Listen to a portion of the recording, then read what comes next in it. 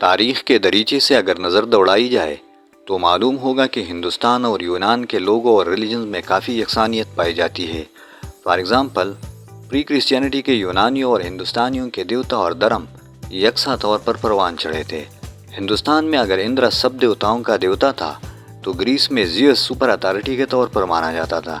یہ سملیرٹیز محض ان دو تہذیبوں میں نہیں تھی، بلکہ یورپ کے اینشنٹ سویلائزیشن اور انڈین تہذیبوں میں بہت سی اقدار مشترک تھی، اور یہ محض ایک اتفاق نہیں تھا، بلکہ تاریخی طور پر انڈو یورپین لوگ ایک درخت کی مختلف ٹہنیاں ہی ہے جو مختلف زمانوں سے گزر کر ایک دوسرے سے ہمیشہ کے لیے بچھڑ گئے ہیں۔ لینگویج انسان کا وہ ٹول ہے جس کو ہم بجا طور پر کہہ سکتے ہیں کہ انسانوں اور دوسرے جانداروں کے درمیان ایک ریڈ لائن ہے۔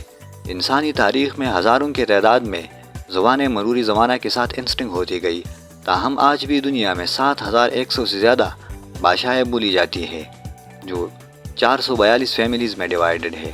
لیکن ان سب فیملیز میں انڈو یورپین فیملی وہ فیملی ہے جو دنیا میں سب سے زیادہ لوگ 2.3 بلین لوگ یعنی 42% لوگ اس کو بولتے ہیں۔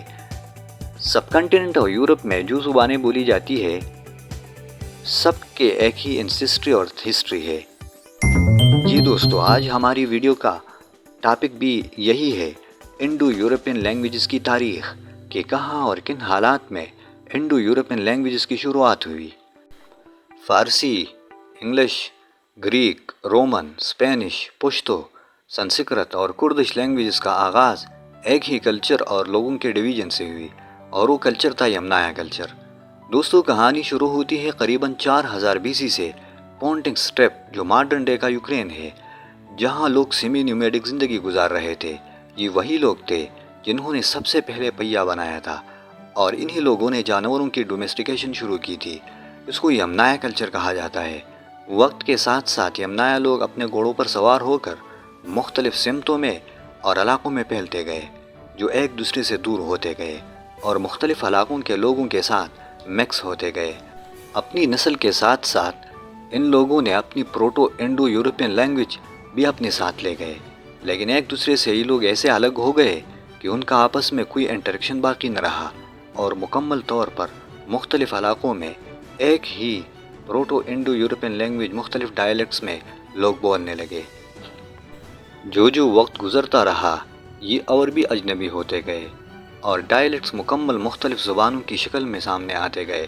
یہ پروسیس آج تک جاری ہے، لیکن جب بھی آپ ریسرچ کریں گے تو معلوم ہوگا کہ ہزاروں سال گزرنے کے بعد آج بھی چند بنیادی الفاظ اور نمبرز بالکل سیم ہے، یا کم از کم ایک دوسرے سے بہت مماثلت رکھتے ہیں۔ For example, mother, father, brother یا سسٹر، جو کہ انگلش، فارسی، سنسکرت اور اکثر یورپین زبانوں میں ایک ہی جیسے ہے۔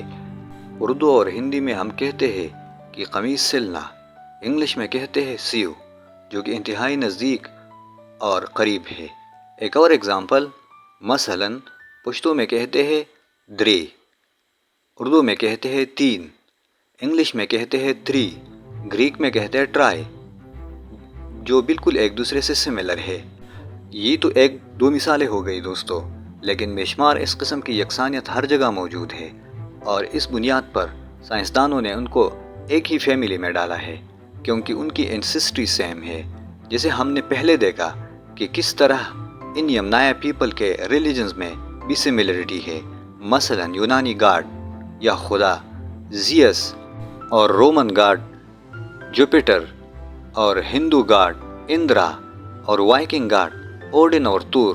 دراصل یہ سب یمنایا گاڈ پرکونس سے ہی ڈیولپ ہوتے گئے ہیں، اور ان کا اصل انسسٹر بھی پرکونس ہے۔ انڈو یورپین لینگویج کا سب سے بڑا گروپ اٹالک ہے، جو 1500 BC میں کیلٹک لینگویج کے ساتھ ساتھ یورپ میں پھیل گیا۔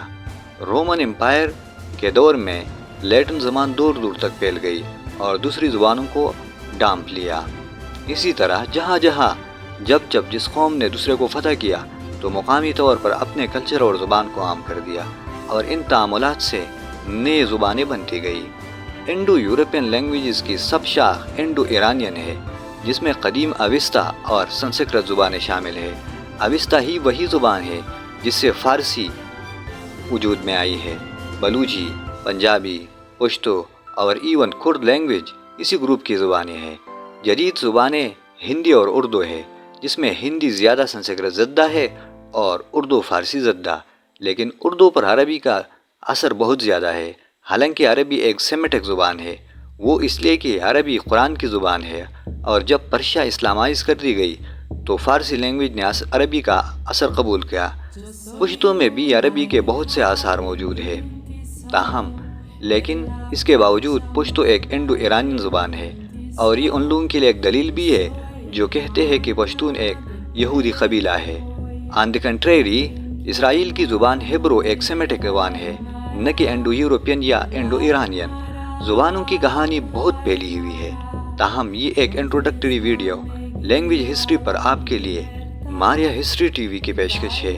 آئندہ یہ ٹاپک جاری رہے گا کہ کس طرح جدید انگلش، اسپینش، جرمن اور فرینچ انڈو یورپین زبانیں وجود میں آتی گئی۔ تب تک کے لیے خدا حافظ۔